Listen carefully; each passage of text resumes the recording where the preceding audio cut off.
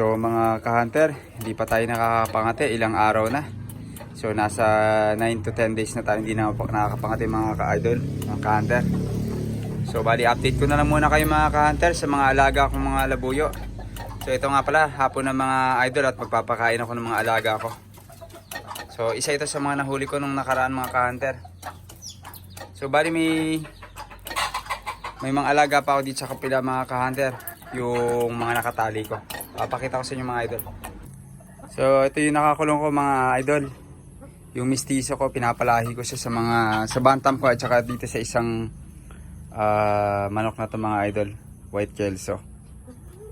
Panabong to mga idol ang lahi. So pakainin ko sila idol kasi hapon na. Ay nga pala mga ka-hunter, nagpapakain ako ng mga alaga ko tuwing alas 7 ng umaga tapos alas 5 ng hapon.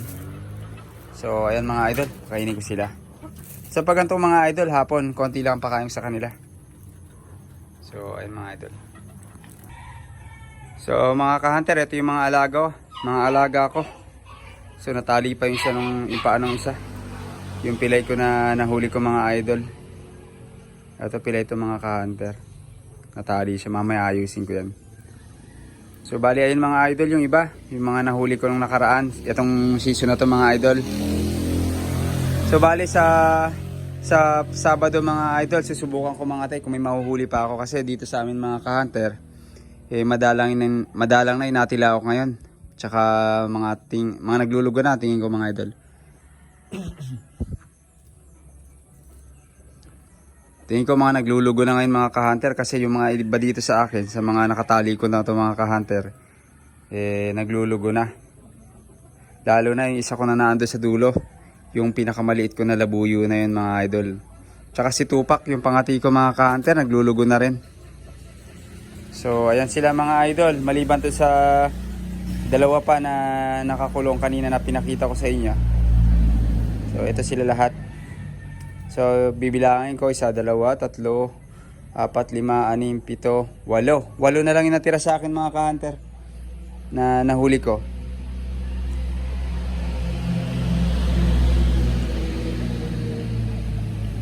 Yan, ayan sila mga idol. Makain na sila. Ka-hunter is Thursday. So sa Saturday, susubukan ko mga ka-hunter. Susubukan ko may mahuli pa at may tutula ako pa sa gubat. So sana may mahuli pa tayo sa Sabado. At makachamba pa mga ka-hunter. So ayan sila mga idol. Hanggang doon, nasa dulo si Tupac mga idol. Yung pangati natin. Yan mga idol. Bali malalakas naman sila kumain mga ka-hunter. Yung tubig nga pala na pinapainom ko sa kanila mga ka-hunter, hinahaluan ko ng vitamins.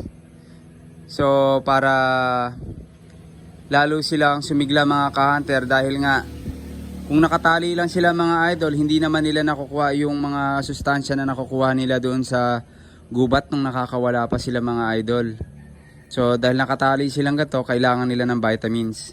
Kaya mga ka-hunter, sana yung mga alaga ninyo, para masigla din sila, papainumin nyo ng vitamins mga idol. Ihalo nyo sa inumin nila.